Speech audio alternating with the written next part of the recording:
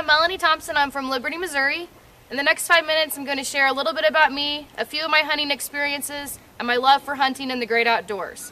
Up until about 5 years ago, shooting a basketball was the only shooting I knew anything about. Today, although I still love playing basketball, I have a whole new set of interests that revolve around the shooting sports, and in particular, hunting. My husband introduced me to shooting, then hunting, and even a little bit of fishing. I fell in love with all of it. I've experienced in the last 5 years the fast-paced action of opening weekend of dove season to spot and stalk bear hunting in British Columbia. Now that was exciting. Today we're at our farm in North Missouri. I'm going to take you around and show you a little bit about what we do. Come on, let's go.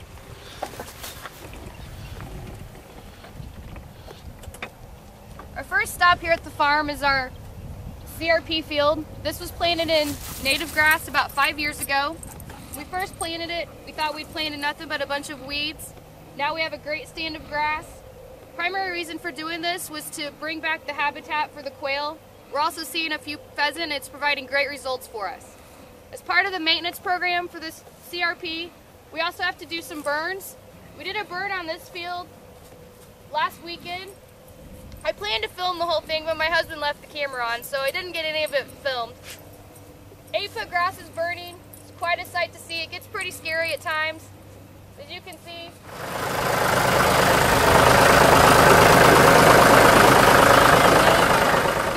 This was planted in Sudan grass last summer. Doesn't look like much now, but it's provided a great food source for the deer, turkey, the game birds, and it's even providing a great source of cover during the winter months for the birds. We have 20 acres of food plots throughout the farm, planted in anything from corn, beans, milo, even some clover.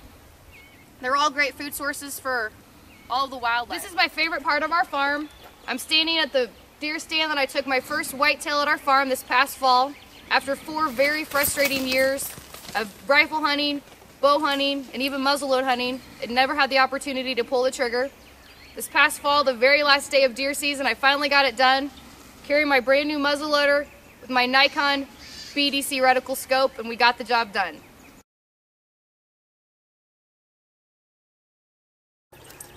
I realized 5 minutes isn't a lot of time to show you everything I want to show you here at the farm, so we're going to head back to Liberty. I'm going to show you a few of my trophies and a few other things there.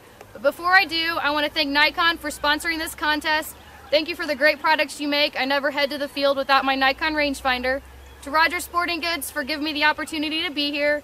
And to Ralph and Vicki, thank you for your time and consideration, because if you're watching this, I've made it to the final 10, and I hope you're taking me to Canada. I shot this antelope in 2007 near Hewlett, Wyoming. This buck was standing with 30 does when we saw him. I was able to get set up and take the shot at 280 yards. One shot and he was down. All my trophies have been pretty special, but this was my first horned animal, and I'm pretty proud of him. We're back in Liberty now. I'm here with my buddy Scout. We saved the best for last. This is my 2008 spring black bear I shot on a spot and stock hunt in British Columbia. Having a trophy like this is very exciting in itself, but this was my first bow kill ever. We saw this bear at 300 yards, stocked within 50 yards, and I released at 32 yards. I wasn't nervous, didn't shake. When I heard the arrow hit, I turned, tried to put my bow down. I was shaking so bad, I couldn't stand up. We have a video clip we're about to show you. It's not a very good clip, but I think it'll show you how exciting that moment was for me. Let him turn.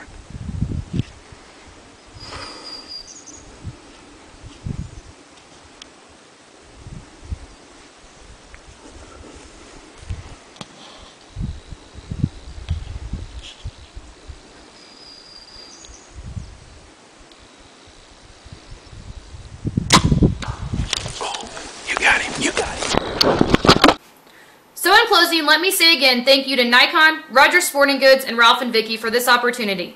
To anyone that sees this video, let me remind you, if you love the shooting and hunting sports as much as I do, you cannot afford to take them for granted. There are a large number of people intent on taking our firearm and hunting rights from us. I'm asking you to not let them do so. Take the time to support and volunteer for the local chapters of the various conservation organizations. But most important, I urge everyone to join the NRA and Safari Club International. These two groups are at the forefront of the battle for our shooting and hunting sports rights, and they need our help and support. We must continue to work hard to be sure our voices are heard at all levels of government, or we will lose this battle. Thank you, be safe, and happy hunting!